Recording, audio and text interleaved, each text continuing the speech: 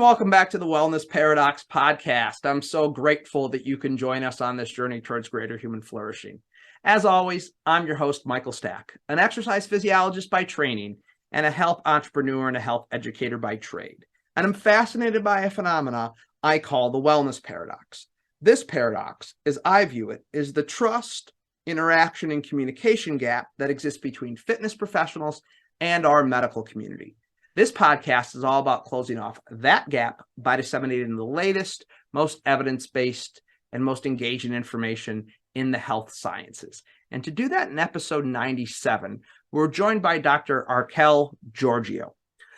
Dr. Georgio has a very, very diverse background in healthcare. And in this conversation, we're specifically going to zero in on some of the work she's done in the hearing loss space. Now, before our Wellness Paradox listeners start to wonder why we're talking about hearing loss on this episode, I think we need to expand our awareness of why hearing loss is so significant for what we do as fitness professionals working with the aging population. As we've talked about on many episodes as of late here on the Wellness Paradox, the aging demographic is a group for us to very much consider and to focus on. And in this conversation, Archelle really puts eloquently the role that hearing loss plays in functional decline, risk of falls, increases in sedentary behavior.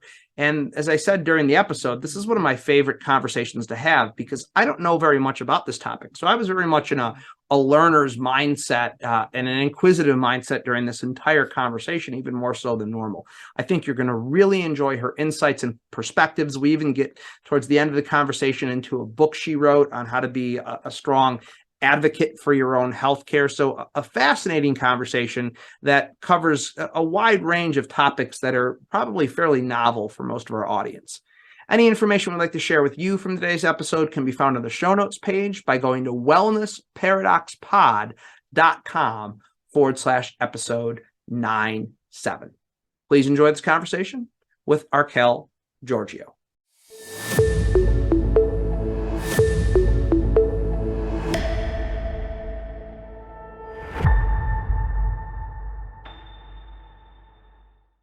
Today, I'm super excited to be joined by Archelle Georgio. Archelle, thank you so much for joining us. Thanks for having me.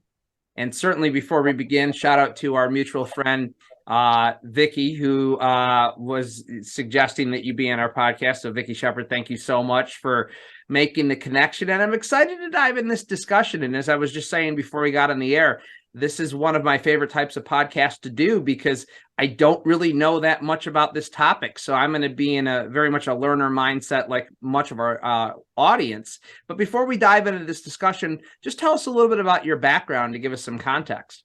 Absolutely. Well, I am a physician by training, a physician at heart all of the time, practiced for 5 years early in my career, and then took a shift in my career and entered the world of managed care. And that was because I was so frustrated with the system that I really wanted to change it. So I spent most of my time in my career in a corporate environment. I was the chief medical officer of United Healthcare, which was an amazing opportunity. And through that, I really developed both a reputation and a passion for being a patient advocate, a consumer advocate. And so that's where the rest of my career has gone. So I do many different things today, but everything is linked to how can people that I have access to that hear me, how can they have a better healthcare experience? So whether it's in the book that I wrote that hopefully we'll talk about later, to the board work that I do, I'm chair of the Children's Minnesota Board of Directors, to the regular health segment I do on the ABC affiliate in the Twin Cities, to many other activities. The thread that ties them all together is that I'm a patient advocate. I feel like there's probably about 15 different directions I'd like to take this conversation based upon that introduction to your career, but we're going to stay focused on what is a new topic for the Wellness Paradox audience, which is the topic of hearing loss. And this is something that you're passionate about. And so for starters, let's just level set. Why is it important, just from a purely a health perspective, that we understand about hearing loss? Let me put some facts out there. And I want to link to the last question that you asked me. I was most recently the Chief Health Officer of Starkey Hearing Technologies. So I've had the privilege of really diving deep on this topic, which is why I'm so passionate about it. And it's important that all of us are aware of hearing loss because it's such a prominent problem. About 1 in 8 of all Americans have hearing loss. That's about 44 million people in the US. And the majority are over 60 because risk increases with age. There are other risk factors as well, but age is a big one. And hearing impairment is a serious health issue in so many ways. So yes, we are all aware that hearing loss is a communication issue, but when you can't communicate with family, friends, and colleagues at work, it also means that you can't communicate with your care providers, your fitness coach, your doctor, and your nurse. So as a result, hearing impairment is a serious health issue because there are studies that show that untreated hearing loss results in more hospital admissions, more hospital readmissions, and increased risk of mortality. Number 2, why is it important? There is a very clear link to depression and loneliness due to the social isolation that occurs, and loneliness is toxic, has neurobiologic effects because of the cortisol that floods your brain when you're lonely. Loneliness has been shown by experts to be as toxic as smoking a half a pack of cigarettes a day. And if people don't remember anything else from this podcast, I'm going to hope that they remember this one fact. There is very strong research linking hearing loss to dementia. So mild hearing loss doubles your risk of dementia, moderate hearing loss triples it, and severe hearing loss multiplies your risk times 5. Wow. Maybe most interesting to this group that is listening is that hearing loss is absolutely linked to an increased risk of falls. So I could go on and on from there. It could take this entire podcast, but hearing is a health issue. It's not just a communication issue.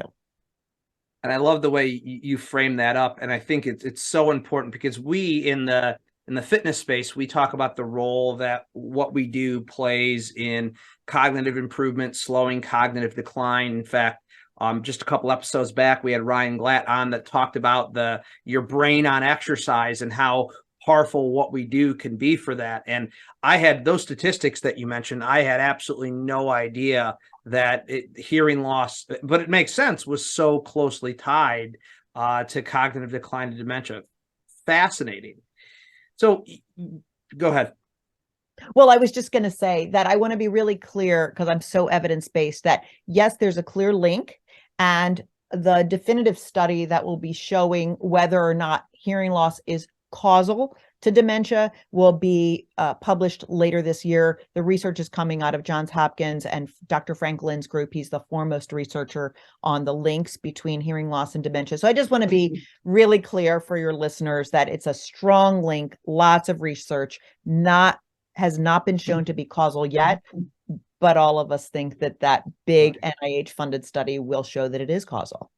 Yeah, always the challenge, correlation versus causation. But it sounds like we should all be on the lookout for that study. I am curious, and I do want, we're going to circle back to hearing loss in a second, but I'm curious with your career progression.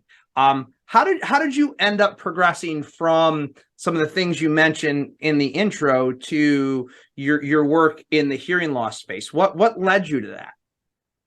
Well, after I left United Health Group in 2008, I have embarked on a number of different consulting types of opportunities, everything from public policy in Washington, D.C. to being at the University of Minnesota and others. And in that, I have gained somewhat of a local reputation for being a decent communicator. So Starkey Hearing Technologies is based in Eden Prairie, Minnesota. So it's a suburb of Minneapolis. And they needed for someone to be able to better communicate with the provider community, audiologists, hearing professionals, as well as physicians about the importance of hearing as a health issue. So I started with Starkey as a consultant, and 2 years in, they asked me to be their chief health officer. Not just though to be a communicator, it's because Starkey's devices, and as the technology industry increases, other manufacturers as well are starting to put sensors in their hearing aids so that hearing aids aren't just a hearing device, they're a fitness tracking device. Yeah. So the sensors in their devices specifically are able to track steps and activity, a fall, so that it can alert a loved one or a caregiver who should be aware of that. And then when I was there over the 3 years, we also developed the technology to put sensors in the hearing aids that also track oxygen saturation, temperature, heart rate, respiratory rate, applying AI to all of that. Pretty exciting place to be as a physician. They had enough ENT docs, hearing professionals. They didn't need any more of that. They needed someone that really understood healthcare. And that's why I joined them for a few years. Interesting. And now you've kind of opened the realm of this discussion up a little bit more when you've talked about this as kind of another form of wearable tech. And so kind of circling back around to, the topic of for fitness professionals, how should fitness professionals be viewing this? I mean, you talked about this kind of very broadly and how it impairs health and increases risk of falls, but, talking to our audience in particular, how should they be looking at the concept of hearing loss, particularly as they work with a population that is progressively aging? Well, I always start with the why. Why does it matter? Why does it happen? And I think that if we explain the why, people will care. So I'm going to start with that to answer your question. One is that why does hearing loss lead to fall risk? And I'm going to mention the 3 things that we know of. One is that the hearing and sensory deprivation of hearing loss can impact your balance. So think about when you're taking steps, you can hear your foot touch the ground. And that allows you to be oriented to your environment and your place in space, where your body is in space. People with hearing loss don't have the ability to do that. So 1 is the sensory deprivation. 2 is that people with hearing loss might also concurrently have a vestibular dysfunction. So we always know that the hearing system and the vestibular system, which affects our balance, are interrelated. So people could have both at the same time. That could throw you off and increase the risk of falls. But the 3rd one I think is the most interesting, and not that any one is more important, but I find the most fascinating, and that's that hearing loss can often lead to the social isolation. So what happens when you're socially isolated? You become socially isolated, you stay inside, and you have muscle atrophy, and you get really deconditioned. That muscle atrophy then leads to a risk of falls for reasons that all of you are more expert in than I am.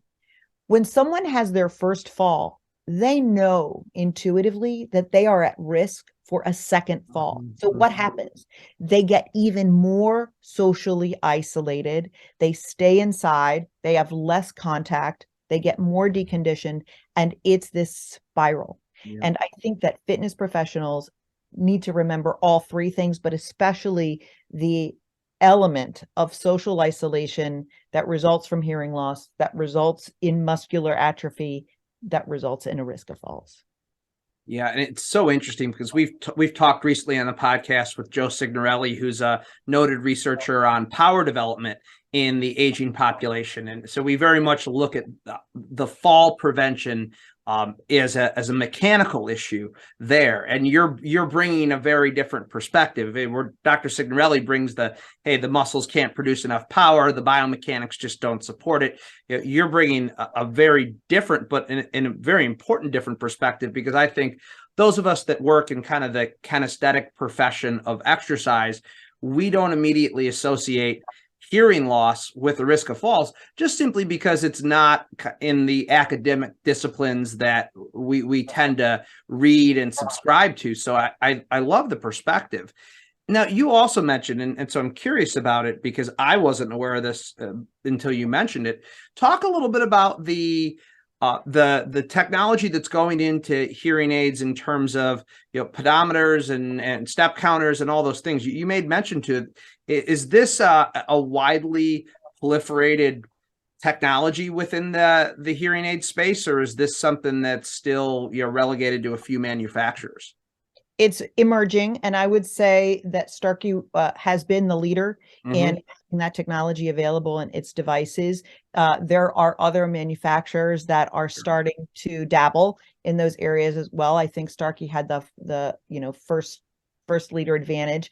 But let's think about why it's important to put these sensors in hearing aids. So we all, wear our earbuds and we wear them a few hours a day. But when people have hearing loss, those hearing aids have a battery life that will allow them to wear those hearing aids up to 18 hours a day, because they're replacing a human function, right? They're replacing a bodily function. So strategically, if someone has a device in their ear for 18 hours a day, most people just average 12 hours a day, but that's 18 is ideal. Then you have such important real estate going on in the ears. What else can you do to add value to having that device on someone's body? So that's number one, is they're already wearing them. So how can we take advantage of it to make it a multifunctional device? Two is that the ear is so much more sensitive and accurate on getting vital signs and different types of biometrics than putting something on your wrist, frankly. So we're looking at each other through video here, so I'm going to do a motion. Your head doesn't bobble that much all the time. I mean, for most people, but your wrists, your hands are always moving. So think about the data artifacts that occur when you have a device on your wrist versus when you have one in your ears. The other is that most people wear one wrist device on one limb, whereas people wear two hearing aids. And so there's artificial intelligence that can kick in that will improve the accuracy of the data that's coming in, how many steps you took, what your stride length was, what your gait speed was, all of those things. So yes, the ear is a very important place on the body to be able to gather these biometrics, and Starkey is certainly advancing in that area, as are other manufacturers. I would not say that many beyond the 6 top manufacturers are doing much. It takes a lot of money, and it's complicated. I'd like to take a quick break from today's episode to tell you more about one of our sponsors. As all of you are well aware, the COVID-19 pandemic has been absolutely devastating for the fitness industry, with upwards of 1/3 of our clubs closing nationally on a permanent basis. One of the few stabilizing forces during this very tumultuous period of time has been IHRSA, the Global Trade Association for the Health and Fitness Industry. On my crusade to make fitness professionals part of our healthcare continuum, the work that IHRSA is doing is absolutely vital. They provide advocacy and lobbying support at both the federal and the state level.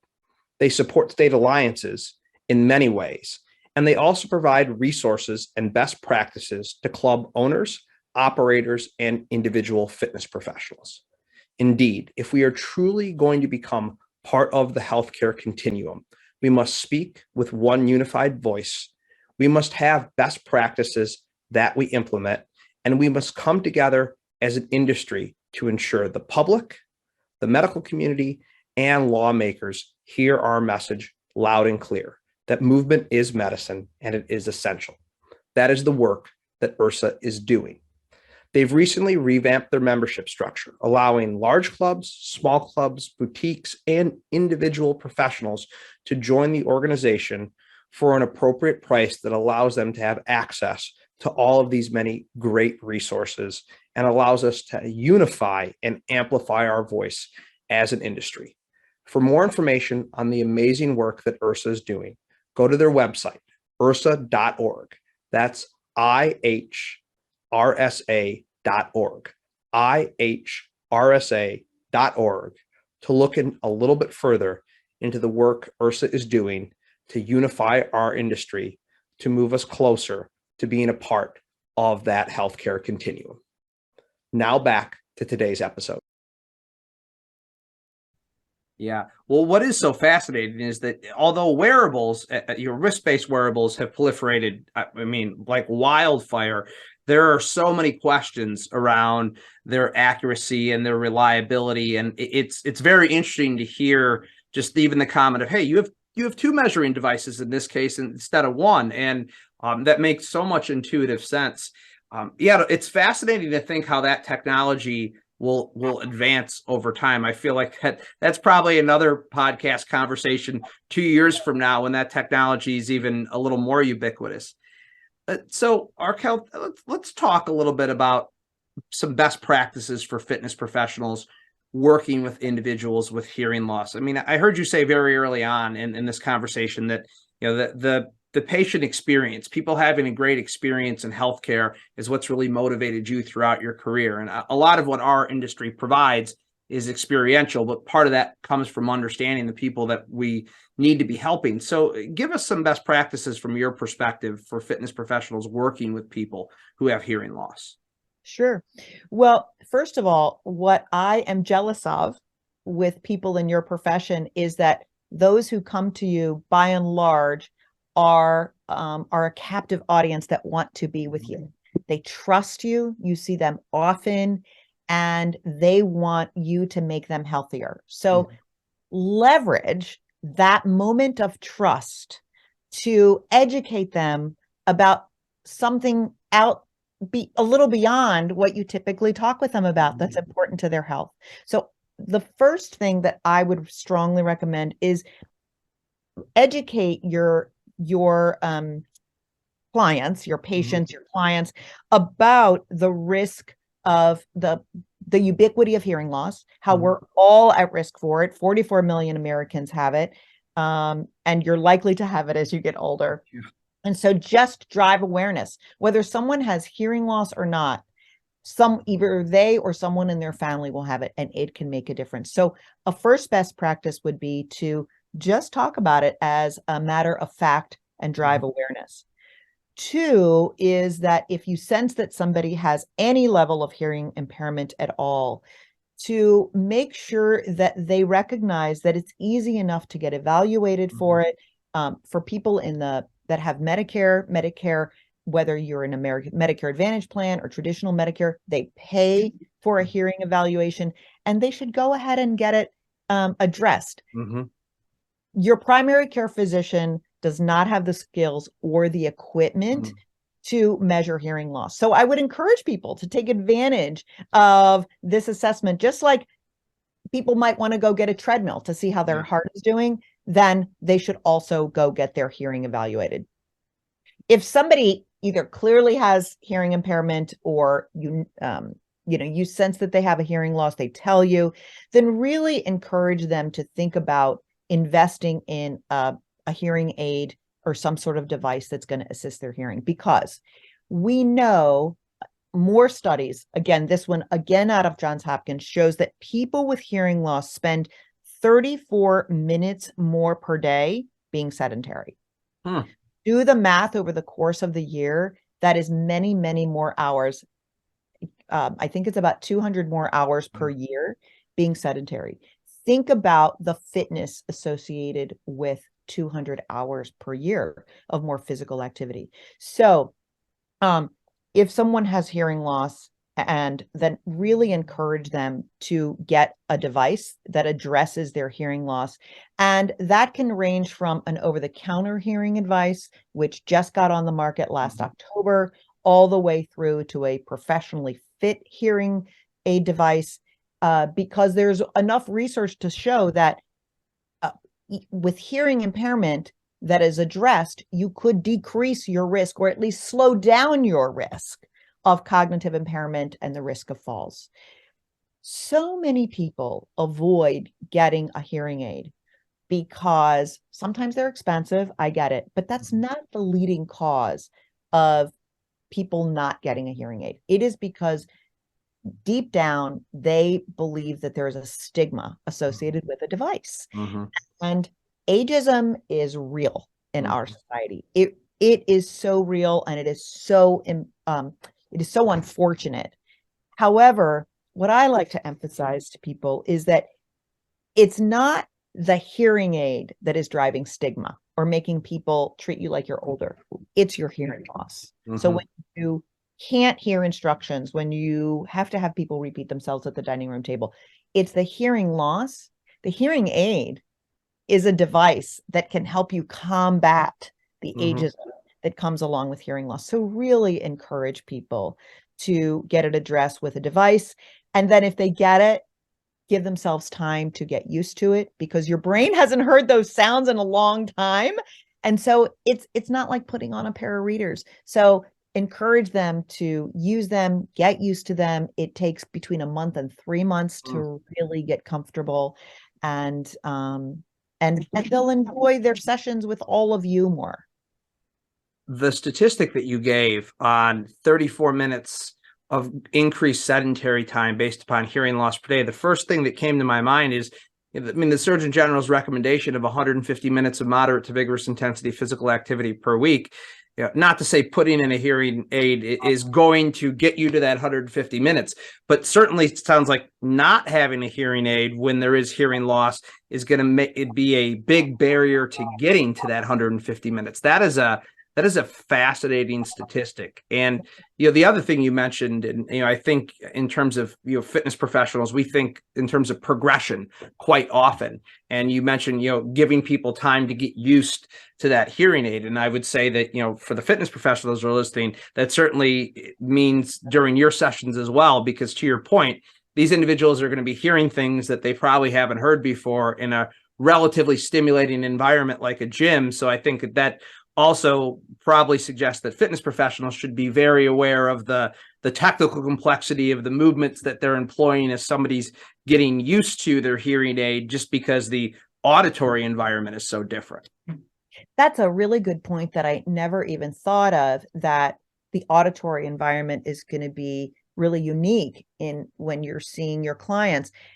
And I'll also step back and say, the majority of people that you see that have hearing loss won't have hearing aids. That's the reality. So let me give you one more statistic.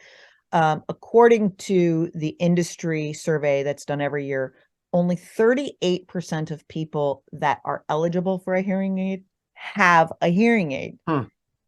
Really unfortunate statistic. So when you run into somebody with hearing loss, more than likely they won't have a device.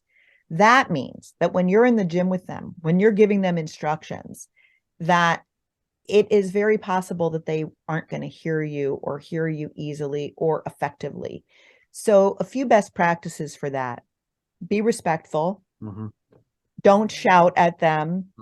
And one thing that I've learned with my own mom is, who has very severe hearing loss, is that sometimes if someone isn't hearing you, you tend to repeat the same words in a louder and louder volume. That doesn't make anyone feel very good, and it doesn't work. What I would do is try to change the actual words that you're using. And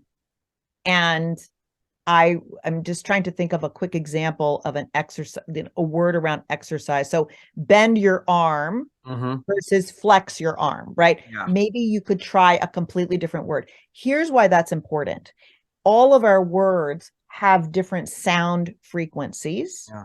And so if you just say the same word in a louder way, they're not going to hear it, because the S, F, T, the ends, they're all going to be the words people are less likely to hear are high frequency sounds in those words. So maybe if you pick a different word, you just stumble upon another word that has a lower frequency sound that they might be able to hear. So use a synonym, not just more volume and the same words all over again. So insightful. I would have never thought of that. That's, like I said, this is why I love these podcast conversations where I don't have a lot of knowledge on the topic, because I'm learning right along with our audience. So in the little bit of time we have left here, you mentioned your book, and you have this great, broad perspective on healthcare. So why don't you just tell us a little bit about the book you wrote? Well, in the 30 plus years I've been in the industry, and particularly in my time in managed care, I really became passionate about people having the best healthcare experience that they could, as I said earlier. And that not only means how the healthcare system can work more effectively, it can, and there's a lot to fix, but there's also a lot that we can do as patients to make our experience better. And that means having a voice in your own care. So This book was inspired by the many viewers that have written me over the years as I've been on TV. It's amazing to me that people don't ask their own doctor questions, but they write questions about their health to the TV doctor. Yeah. That being said, answer everyone. And what I do in the book is lay out a framework called the CARES model that gives people a 5-step approach to having a voice in their care. Medicine is scary. Medicine in the context of your own illness is frightening. So what this book does is lay out the CARES model. I'm going to lay it out for you. And if you learn to use it, it can become natural. So C stands for understand your condition. What's the why? Why does your high blood pressure matter? Why does your hearing impairment matter? Why does being fit matter? So you have to answer the why, and the answer that you're looking for is beyond the because it's important or it's bad for your heart. Like, what's happening? Yeah. Understand your condition. Most people believe they understand their cancer, their immobility, their hip fracture. They really don't. So understand your condition. Know your alternatives. Doctors will often say, well, I think the best thing to do is. And what I lay out in the book is that there's never one best way to do anything in medicine, whether it's the timing that's different, whether it's the procedure that's different, whether it's the location of the procedure that needs to get altered. There are always alternatives to consider. Know your alternatives and ask the question, is this how you do it for everyone? Ask that question. It will open up a different door of answers. R is respect your preferences. A doctor's responsible for diagnosis, treatment alternatives, prescriptions. That's what their expertise is in. Your expertise is in you. What's important to you? How do you like to spend your time? How do you like to balance time, money, your personal self-image? All of those factors are personal factors to you that feed into the alternative that is best for you. Just like a financial advisor can only tell you what all the financial vehicles are that you can invest in, but you have to tell them your risk tolerance. Same thing with healthcare. Your doctor tells you what your alternatives are. You have to mingle that with your risk tolerance. E is evaluate those options based on your preferences. And S is start taking action and do what you said you were going to do, because you as a patient are responsible for holding up your end of the bargain. So CARES, I wrote a book about it. It lays it out pretty simply. You can use it for anything from, do I take this antibiotic, to do I need this chemotherapy? Most people think, oh, I'm going to get my parents that book. No, you don't need to learn it when you're 70. You need to learn to use it when you're 20 so that you can make it a natural part of how you interact with your healthcare provider. Yeah, I think that's such an important topic, and this is the roots of health literacy and health advocacy. And I think a lot of people in our profession, people who are listening to this podcast, particularly our younger listeners, to your point, they don't really think about their engagement with healthcare at 21, 22, 23 years old, because, when we're all 21, 22, 23, we think we're, invincible and we never need to go see the doctor. But I think the objective reality is understanding the experiences that, if nothing else, their clients are having with the healthcare system, and certainly themselves to varying degrees, I think is so incredibly important. And not enough people are literate enough from a healthcare perspective, and certainly not enough people are advocates enough in the healthcare environment. And I think that your perspective on this, given what you've done in healthcare, is absolutely fascinating. We will link up to that on the show notes page so everyone has a chance to be able to check that out.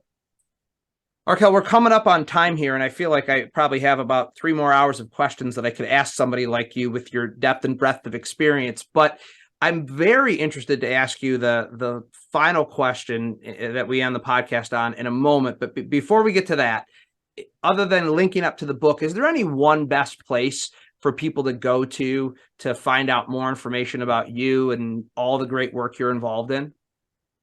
There's 2 best places. So one is my website, which is archellemd.com. So pretty easy to find. That lists all of the different types of work that I do. Love speaking in public forums.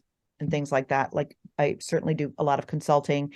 And the other is I'm pretty active on Instagram. And so it's Archelle_Georgio MD. And it has a lot of healthcare information that I link to. I frequently will also link to my ABC segments. Okay. So I'll summarize the takeaways from the segment so you don't have to watch the TV, or link to it if you want more information. So I'm pretty active on that. Awesome. And we will link up to both of those on the show notes page.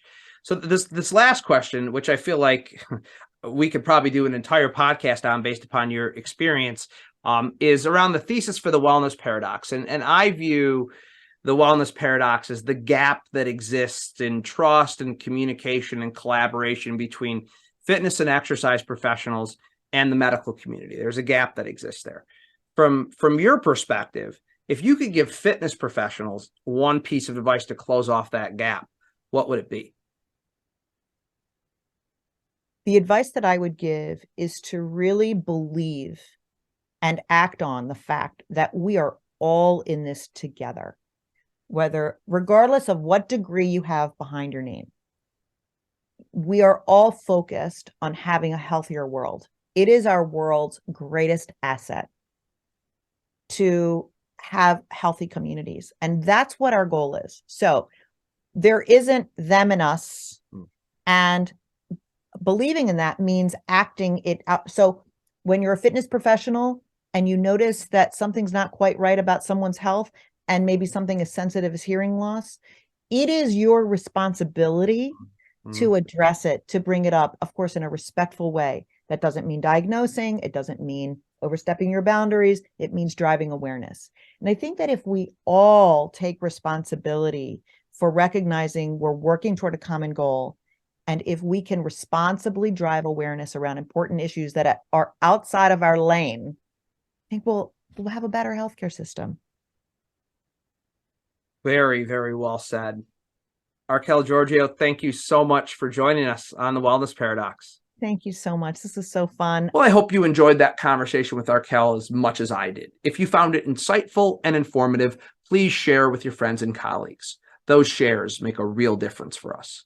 Any information we'd like to share with you from today's episode can be found on the show notes page. That's by going to wellnessparadoxpod.com/episode 97. Please be on the lookout for our next episode when it drops in 2 weeks. And don't forget to subscribe on your favorite podcast platform. Until we chat again next, please be well